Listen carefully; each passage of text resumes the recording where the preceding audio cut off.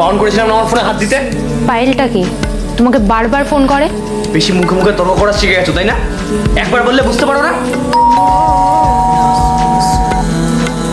দাঁড়িয়ে মুখ কি দেখছো? যাও কি দরজা হলো?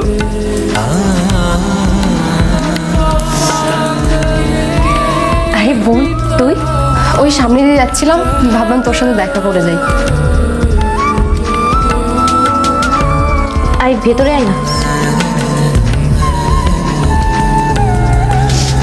কেমন আছিস বোন? দিদি, জামাইবাবু তোর সাথে আবার এরকম খারাপ ব্যবহার করেছে?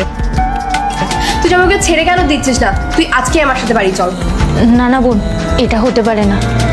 যে মা আমাকে 9 মাস গর্ভে ধারণ করে রেখেছিল, যে বাবা আমাকে এত টাকা খরচা করে পড়াশোনা শিখিয়েছে, মানুষের মতো মানুষ করেছে, আমি তাদেরকে কষ্ট দিয়েছি।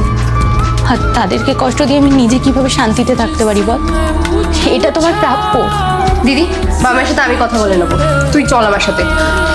প্লিজ বোন, তুই মা বাবাকে এসব কথা জানাস না, তোকে আমার দিব্যি, প্লিজ।